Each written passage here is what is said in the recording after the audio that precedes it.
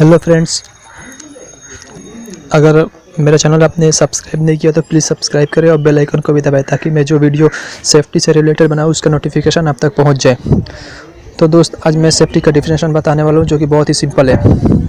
Definition ये है कि safety is such a situation condition in which there is no chance of loss. एक ऐसी स्थिति, एक ऐसी अवस्था जिसमें नुकसान होने की कोई चांस ना हो, नुकसान होने की कोई चांस ना हो और ना ही कोई लॉस हो। एग्जाम्पल के तौर पर हम किसी कंपनी में काम करते हैं, तो जो कंपनी में काम होता है उससे रिलेटेड जो हैजर्ड्स होते हैं उसको रोकने के लिए हम सेफ्टी यूज़ करते हैं। जैसे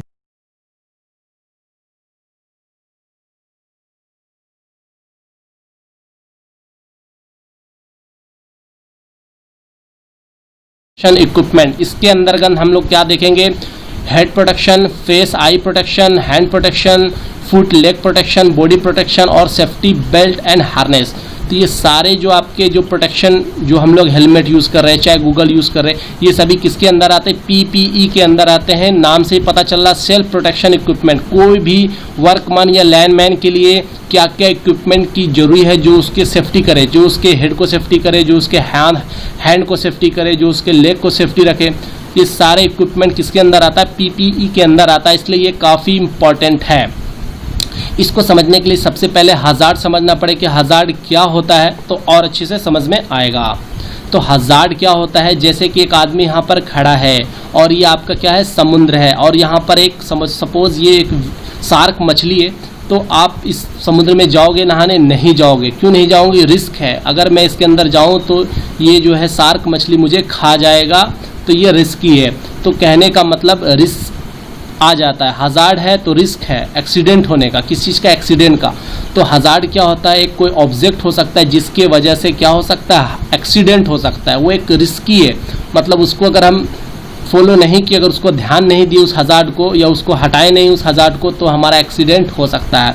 जैसे कि फॉर एग्जांपल, एक और एग्जांपल से आप समझ लीजिए हज़ार्ड किसको बोलते हैं। सपोज कोई रोड पे, कोई रास्ता पे कोई एक स्टोन रखा है, अगर आप उस रास्ते से जाओगे तो वो जो आपका स्टोन है वो एक हज़ार्ड की तरह काम कर रहा है, मतलब आप उससे ठोकर खा के गिर भी सकते हो। इसलिए वो क्या है? एक हज़ार्ड है। हज़ार्ड कुछ नहीं, एक ऑब्जेक्ट है जिसकी वजह से एक्सीडेंट हो सकता है। चलिए आज हम लोग देखेंगे, सबसे पहले हम लोग देखेंगे हेड प्रोटेक्शन पे चलते हैं। हेड प्रोटेक्शन क्या है? हेड प्रोटेक्शन कहाँ पे ज़रूरी है? जैसे कि कहीं पर आपका क्या हो, कोई ऑब्जेक्ट फॉल कर जाए, जैसे कि कोई लाइनमैन अगर पुल पे काम कर रहा है और कोई एक वर्कर नीचे भी खड़ा है, तो कोई भी ऑब्जेक्ट उसके सर पे गिर सकता है। तो वहाँ पर भी जो नीचे वाला इंसान है उसको हेलमेट ज़रूरी हो गया, और ऊपर वाले को भी ज़रूरी है, नीचे वाले को भी ज़रूरी है। उसके बाद ट्रिमिंग, कहीं पर अगर पेड़ की कटाई चल रही है, पेड़ कटिंग हो रहा है लाइन को क्लियरेंस करने के लिए, तो वहाँ पर भी हेलमेट की ज़रूरत है। नहीं तो क्या होगा? पेड़ की टहनी सर पे गिर सकता है और ज़्यादा चोट आ सकती है। माइनिंग पे या ओवरहेड कंस्ट्रक्शन मेंटेनेंस, वहाँ पर भी हेलमेट की आवश्यकता हो सकती है, या हेड प्रोटेक्शन डिवाइस की या इक्विपमेंट की आवश्यकता हो सकती है। बहुत सारे ऐसे जगह है जहाँ पर आपका हेड प्रोटेक्शन ज़रूरी है, जहाँ पर भी जिस साइड पे आप, जिस लोकेशन पे आप काम कर रहे हो। चलिए देखते हैं कि हेड प्रोटेक्शन के लिए क्या क्या इक्विपमेंट यूज़ करते हैं। हेड प्रोटेक्शन के लिए इक्विपमेंट जो हम यूज़ करते हैं वो helmets and hair nets use करते हैं। सबसे पहले आज हम लोग देखेंगे हेयर नेट्स, उसके बाद हम लोग हेलमेट देखेंगे। हेलमेट कितने टाइप्स के होते हैं, किस कलर का क्या मतलब है वो भी देखेंगे, या कौन पहनते हैं उसे। उसके बाद सबसे पहले हम लोग देखेंगे हेयर नेट्स को देखेंगे। Hair nets are use to protect women and men with long hair to prevent from hair from getting entangled in moving parts. जो महिलाओं की होती है, क्या होती है? बड़े बड़े बाल होते हैं, वो एक हज़ार्ड पैदा कर सकती है, उसकी वजह से एक्सीडेंट भी हो सकता है। कोई मूविंग पार्ट्स पे उसकी जो हेयर है, बाल है, वो जा सकता है, जिसके कारण जो है क्या हो सकता है? एक्सीडेंट हो सकता है। तो हेयर को भी, हेलमेट तो पहनना है बट हेयर को भी अच्छे से बांध के रखना है। इसके लिए हेयर नेट्स लाया गया है, जिसकी वजह से आप आराम से जो है अपने हेयर को फोल्ड करके उसमें एडजस्ट कर सकते हो। उसके बाद देखते हैं हम लोग हेलमेट पे देखते हैं। हेलमेट काफ़ी अच्छा इंपॉर्टेंट है और काफ़ी डीपली मैं बताया हूँ। तो हेलमेट को जो है 4 क्लास में बांटा गया है, class A, class B, class C और क्लास डी। क्लास ए में क्या आता है? Limited voltage resistance for general service, मतलब कभी अगर हम नॉर्मली काम कर रहे हैं एलटी लाइन वगैरह में, तो यहाँ मुझे कैसा चाहिए? क्लास ए का हेलमेट चाहिए। अगर हम हाई वोल्टेज रेजिस्टेंस पे काम कर रहे हैं तो मुझे क्या चाहिए? क्लास बी की हेलमेट चाहिए। और क्लास सी जो है नॉर्मल पर्पस के लिए यूज़ करते हैं। यहाँ पर जो है नो वोल्टेज रेजिस्टेंस, मतलब नॉर्मल पर्पस के लिए हम लोग जो है नॉर्मली क्लास सी का हेलमेट यूज़ करते हैं। अगर जो फायर फाइटिंग होते हैं, जो भी आग बुझाने वाले हैं, तो वो किस तरीके का हेलमेट पहनते हैं, क्लास डी का रेड कलर का पहनते हैं। रेड कलर का उसका हेलमेट का कलर कोडिंग है। कलर कोडिंग में इसके बाद बताया हूँ। उसके बाद क्या बोल रहे हैं, जो हेलमेट होते हैं वो किस चीज़ का बना होता है। हेलमेट जो है आपका एल्युमिनियम, पीवीसी, फाइबर ग्लास और प्लास्टिक की बनी होती है। चलिए हम लोग देखेंगे अब colour coding. Colour coding helmet की क्या होती है, तो कलर कोडिंग क्यों ज़रूरी है। कलर कोडिंग बहुत ज़रूरी है। हेलमेट तो ठीक है हेड प्रोटेक्शन के लिए, बट ये जो कलर कोडिंग किया गया है, चाहे बहुत सारे कलर्स में दिखा होगा आपको, वाइट जैसे कि दिख रहा है यहाँ पर, वाइट है, येलो है, ब्लू है, रेड है, ब्राउन है, ग्रे है। तो ये कलर कोडिंग क्यों लाया गया। कलर कोडिंग इसलिए लाया गया, सपोज कोई प्लांट में 100 वर्कर काम कर रहे हैं, उसमें 100 एम्प्लॉय काम कर रहे हैं, तो वहाँ पर कोई इंजीनियर भी हो सकते हैं, कोई लेबर भी हो सकते हैं, कोई इलेक्ट्रीशियन भी हो सकते हैं। तो आप उसे पहचानोगे कैसे, तो इस कलर कोडिंग से, हेलमेट से पहचान सकते हो कि वो किस पोस्ट पे है।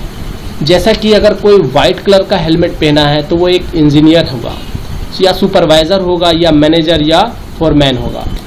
उसी तरीके से येलो अगर हेलमेट है तो वो लेबर हो सकता है या क्रेन ऑपरेटर हो सकता है। उसी तरीके से अगर ब्लू हेलमेट है तो इलेक्ट्रीशियन और कारपेंटर हो सकता है। उसी तरीके से आगे देखें, अगर किसी का हेलमेट ग्रीन कलर का है तो वो इससे क्या पहचान सकते हैं कि वो सेफ्टी ऑफिसर है। तो फायर फाइटर होते हैं उसका रेड होता है, और बिल्डर का कैसा होता है आपका ब्राउन कलर का होता है, और जो साइड विजिटर होते हैं उनका जो होता है ग्रे कलर का होता है। तो ये आपका कलर कोडिंग है। इस कलर कोडिंग को भी याद रखें, कभी कभी पूछ दिया जाता है। सपोज आप एक इंजीनियर हो तो पूछ देगा आपका हेलमेट किस कलर का होना चाहिए, तो आपको बोलना है सर मेरा कलर वाइट होना चाहिए। तो ऐसे क्वेश्चन पूछे जा सकते हैं। लेबर का कलर कोड क्या होता है हेलमेट का, तो आप सिंपली येलो होता है। तो ये पता होना चाहिए। कोई भी सेफ्टी ऑफिसर का तो ग्रीन कलर का, ऐसे सवाल पूछे जा सकते हैं। तो इस पे भी आपको सारे कलर कोडिंग याद रखनी है। अब हम लोग देखेंगे फेस और आई प्रोटेक्शन के लिए क्या क्या इक्विपमेंट यूज़ करते हैं, मतलब पीपीई के अंदर फेस एंड आई प्रोटेक्शन में क्या क्या इक्विपमेंट आते हैं। तो फेस और आई प्रोटेक्शन क्यों ज़रूरी है, जब हम किसी फील्ड पे, किसी साइट पे या किसी कंस्ट्रक्शन जगह पे काम कर रहे हैं तो वहाँ पर बहुत सारे डस्ट हो सकते हैं। किसी जगह ज़्यादा हवा चल रही हो तो उसकी वजह से डस्ट हमारे आँखों में जा सकती है, जिससे मुझे काम करने में प्रॉब्लम आ सकती है। या कभी कभी होते हैं छोटे छोटे पार्टिकल्स हमारे आँखों में भी जा सकते। तो आई प्रोटेक्शन काफ़ी ज़रूरी है, या हार्मफुल रेडिएशन वगैरह आ जाए या ज़्यादा धूप पड़ने से मुझे काम करने में दिक्कत आ सकती है। तो उसके लिए गूगल्स लाया गया आई प्रोटेक्शन के लिए। जैसे कि आपका सेफ्टी गूगल्स है, ये नॉर्मली गूगल है, ये नॉर्मल गूगल है, और एक आता है आपका एंटी फॉग सेफ्टी गूगल्स। ये जो कहाँ कब यूज़ करते हैं, जैसे कि आप जहाँ पर फॉग होता है, मतलब कुहासा होता है, जैसे कि आपका ठंडे के दिनों में टावर्स वगैरह में जो लोग काम करते हैं वहाँ पर ज़्यादा फॉग रहने की वजह से काम करने में दिक्कत होता है। तो वहाँ पर जो हम लोग गूगल्स पहनेंगे वो एंटी फॉग गूगल्स पहनेंगे, जिसकी वजह से यहाँ पर क्या होता है, फॉग का कोई असर नहीं होता, आप आराम से क्लियर देख सकते हो। तो अब बात किया जाए, एक और है आपका, ये क्या है, flash safety mask face shield. ये क्या है, अगर मुझे फेस को भी सेफ रखना है तो हम इस का यूज़ कर सकते हैं। ये हमें क्या करेगा, हमारे फेस को भी प्रोटेक्ट करने का काम करेगा। जैसे वेल्डर लोग जो रहते हैं, जो वेल्डिंग का काम करते हैं, तो वो इस हेलमेट का ज़्यादातर यूज़ करते हैं। या कहीं पर मैन्युफैक्चरिंग कंपनी में जहाँ पर स्पार्क वगैरह, चिंगारी वगैरह निकलती है, तो वहाँ पर इस टाइप का हेलमेट यूज़ किया जाता है। अगर बात किया जाए हेलमेट, जो आपका जितने गूगल्स वगैरह हैं वो जो है किस मटेरियल का बना होता है, तो ये आपकी नॉर्मली प्लास्टिक की बनी होती। प्लास्टिक की क्यों बनी होती, क्योंकि ये नॉन फ्लेमेबल होता है, मतलब जल्दी इस पर आग नहीं पकड़ता है। और इस पे क्या होता है, इसके गूगल्स पे जो है आपका स्क्रैच नहीं आता है, जल्दी दाग नहीं पकड़ता है। इसकी वजह से लॉन्ग लाइफ होती है, आप आसानी से अच्छा विजुअल आपको देखने को मिलेगा। नेक्स्ट है हैंड प्रोटेक्शन। जैसा कि हम लोग जानते हैं हैंड प्रोटेक्शन में हम लोग क्या यूज़ करते हैं, ग्लोव्स का यूज़ करते हैं। तो ग्लोव्स का कहाँ पर यूज़ नहीं करना चाहिए, जहाँ पर हम जिस जगह पे काम कर रहे हैं, अगर वो जगह जो है मशीनरी, आपका मूविंग मशीनरी यूज़ हो रही, मतलब ऐसा मशीन जो मूव करता हो, तो वहाँ पर जो हमें मुझे ग्लोव्स पहन के काम नहीं करना चाहिए। अगर हम ग्लोव पहन के काम करेंगे तो ग्लोव का जो मूविंग पार्ट्स होगा, मतलब जो भी मशीन का जो मूविंग पार्ट्स होगा, वो ग्लोव्स को आसानी से कैच कर सकता है। तो आपका हाथ पूरा क्रैश मशीन में जा सकता है या उस मूविंग मशीन के अंदर जा सकता है, जिसकी वजह से आपका हाथ पूरा डैमेज हो सकता है। इसलिए ये ध्यान रखना है, जहाँ पर भी आप मूविंग मशीनरी चला रहे हैं वहाँ पर आपको ग्लोव्स नहीं पहनना है। उसके बाद जो है का जो हम लोग यूज़ करते हैं, कहाँ पर यूज़ करते हैं, जैसे कोई भी केमिकल फैक्ट्री वगैरह में काम कर रहे, केमिकल सोल्यूशन बना रहे, तो वहाँ पर हमारा ग्लोव्स काफ़ी काम करता है। तो उस केस में वहाँ पर जो हम लोग ग्लोव्स पहनते हैं, वहाँ पर ग्लोव्स हमारा रबर का होता है और एकदम फुल्ली टाइट होता है, 4 आर्म तक आता, ताकि केमिकल का कोई भी हमारे हाथों पे जाए नहीं, जिससे हमारा कोई भी शरीर, कोई भी हिस्सा जो है इफेक्ट ना हो। तो मार्केट में आपको बहुत सारे ग्लव्स मिलेंगे, बहुत टाइप्स के आते हैं, जैसे कि ये देखें, आपने ऐसा ग्लव्स भी देखा होगा, ऐसा भी दिखा होगा, ये जल्दी आपको दिखेगा नहीं। ये सेफ्टी ग्लव्स है जो कि आपके पावर सब स्टेशन में देखे होंगे, जो आपके वहाँ पर लाइनमैन वगैरह होते हैं, वहाँ पर ये इसका यूज़ करते हैं। और ये आपका क्या है, हीट रेजिस्टेंस सेफ्टी ग्लव्स, मतलब यहाँ पर जब आपका कोई भी जहाँ पर काम करे वहाँ पर हीट ज़्यादा होगा, तो यहाँ आपका हीट ये ऑब्जर्व नहीं करेगा। ये आपका रबर का है, तो रबर का आप जहाँ पर हीट ज़्यादा होगा तो वहाँ पर आप रबर का यूज़ नहीं करोगे, तो यहाँ पर ये आपका काम आएगा। ये आपको हीट को ऑब्जर्व कर लेता है, जल्दी आपको गर्म नहीं होने देगा, ये आपको हीट से बचाएगा। तो यहाँ पर इस ग्लोव्स का इस्तेमाल करते हैं। कहीं पर मान लो ऐसा जगह काम करें जहाँ पर मतलब ज़्यादा खरोच लगने का चांस है, हार्ट डैमेज होने का चांस है, तो वहाँ पर हम लोग कौन सा ग्लोव्स यूज़ करते हैं, कट रेजिस्टेंस ग्लोव। यहाँ पर किसी भी तरीके का कट नहीं लगेगा, कोई भी मेटल्स या कोई भी नाइफ वगैरह या कोई चीज़ भी ऐसा हो तो आपको यहाँ स्क्रैच नहीं जाएगा, आपका हाथ यहाँ पर हैंड जो है फुल्ली जो है आपका सेफ रहेगा। तो ग्लोव्स जो होते हैं बहुत सारी चीज़ के बने होते हैं, जैसे लेदर का, ये आपका लेदर का दिख रहा है, ठीक है, रबर का, ये रबर का है, पीवीसी का हो सकता है और एबेस्टर का हो सकता है। चलिए उसी तरीके से हम लोग अब जो है फुट एंड लेग प्रोटेक्शन देखते हैं। तो फुट और लेग प्रोटेक्शन जो है नेचर ऑफ हजार्ड पे डिपेंड करता है कि हम किस लोकेशन में काम कर रहे हैं। देखा होगा आपने कि बहुत सारे जगह पे अलग अलग आपको जूता दिखेंगे, बूट्स दिखेंगे, शूज़ दिखेंगे, क्योंकि सभी जगह अलग अलग होता है। कहीं पर कंस्ट्रक्शन कंपनी वहाँ पर अलग, किसी फैक्ट्री में करे वहाँ पर अलग शूज़ मिलेंगे। तो बहुत सारे शूज़ है, जैसे कि पहला शूज़ है, इसका नाम है सेफ्टी टोए शूज़। इसका कहाँ पर यूज़ करते हैं, जहाँ पर हैंडलिंग हैवी मटेरियल्स, जहाँ पर मुझे भारी भारी मशीन का जो है हैंडल करना पड़ता है, या कहीं पर हमें कोई ऑब्जेक्ट को रोलिंग कराना है, जैसे कहीं पर कंडक्टर बन रहा है, उसका ड्रम तैयार हुआ, उसको रोल करके अब एक जो आपका स्टोर रूम हो वहाँ पर ले जाना हो, तो उसके लिए मुझे वहाँ पर जो यूज़ करना चाहिए वो सेफ्टी टोए शूज़ यूज़ करना चाहिए। उसी तरीके से आपको कुछ भी हो सकता है, जैसे कहीं पर पाइप जहाँ बनता है, लोहे का पाइप बनते हैं बड़े बड़े भारी भारी, तो वहाँ पर क्या होता है, वहाँ पर भी जो शूज़ यूज़ होते हैं वो सेफ्टी टो शूज़ यूज़ होते हैं। और एक होता है, दूसरा है आपका कंडक्टिव शूज़। ये कहाँ पर यूज़ करते हैं, जहाँ एक्सप्लोजिव प्लांट हो, जहाँ पर एक्सप्लोजिव हो सकता है, वहाँ पर यूज़ करते हैं कंडक्टिव शूज़। तीसरा है आपका फाउंड्री शूज़। यहाँ पर कहाँ पर कोई भी मटेरियल जहाँ पर आपका पिघला हुआ हो, मोल्टेन हो, जैसा कि आपका ग्लास फैक्ट्री, वहाँ पर जो क्या होता है, जो भी आपके मटेरियल्स होते हैं वो क्या होते हैं, मोल्टेन होते हैं, मतलब पिघला हुआ होता है। तो वहाँ पर हमको इस तरीके का, किस तरीके का शूज़ चाहिए, फाउंड्री या मोल्डर शूज़ चाहिए। और चौथा है आपका इलेक्ट्रिकल हजार्ड शूज़। तो ये आपको इलेक्ट्रिकल शॉक नहीं लगेगा, तो इसका इस्तेमाल करते हैं हम लोग इलेक्ट्रिकल हजार्ड शूज़। ये आपको क्या करेगा, इलेक्ट्रिकल शॉक से बचाएगा। उसी तरीके से और भी बहुत सारे प्रोटेक्टिव डिवाइस है, इक्विपमेंट है, जैसे कि आपका है बॉडी प्रोटेक्शन। बॉडी प्रोटेक्शन के लिए क्या करते हैं, बहुत सारे जैकेट और सूट उपलब्ध हैं।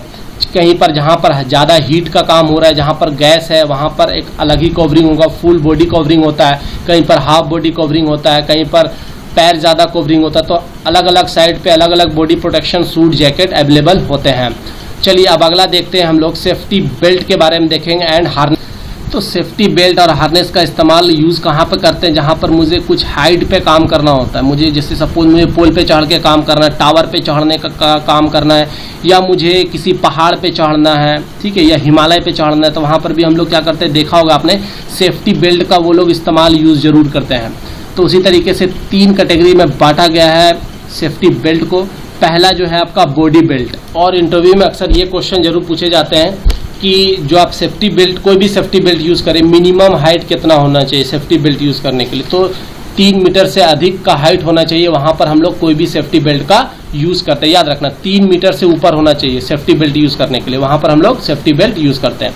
तो आपका जो बॉडी बेल्ट होता है वो जो है आपको लिमिटेड मूवमेंट एंड पोजिशनिंग, मतलब सपोज आपको 8 मीटर 9 मीटर पे चढ़ के काम करना है, तो वहाँ पर नॉर्मल हाइट पे आप लोग बॉडी बेल्ट का इस्तेमाल करते हैं। अगर सपोज हाइट बहुत ज़्यादा ऊंचा है, डेंजरस हाइट है, जैसे टावर्स का हाइट है, काफ़ी ऊंचा होता है, वहाँ पर गिरने से एकदम बचना तो नामुमकिन है, तो वहाँ उस केस में हम लोग बॉडी हार्नेस का इस्तेमाल करते हैं। ये काफ़ी अच्छा आपका प्रोटेक्शन डिवाइस है, सेफ्टी इक्विपमेंट है। ये आपके टावर्स वगैरह में ज़्यादा यूज़ होते हैं बॉडी हार्नेस। तीसरा है सस्पेंशन बेल्ट। ये ऐसा जगह पे यूज़ करते हैं जहाँ पर कोई भी सरफेस फिक्स नहीं हो, कि हो सकता है मुझे और आगे जाना पड़े, जैसे कि आप पहाड़ रॉक पे चढ़ रहे हैं तो वहाँ पर आपको अजीब अजीब तरीके का सरफेस मिलेगा, डिफरेंट टाइप के सरफेस मिलेंगे, कहीं पर प्लेन, कहीं पर ज़्यादा ऊंचा, कहीं पर नीचा, तो आपको चढ़ने में दिक्कत होगा। तो उस केस में हम लोग सस्पेंशन बेल्ट यूज़ करते हैं। तो 3 प्रकार के बेल्ट होते हैं, आप तीनों को नाम याद कर लें। बेल्ट के टाइप्स भी पूछे जाते हैं। अगर दोस्तों मेरे वीडियो आपको अच्छा लगा हो, दिल से लाइक करें और दोस्तों के साथ शेयर करना बिल्कुल ना भूलें। Thank you for watching my video. Good luck and have a nice day.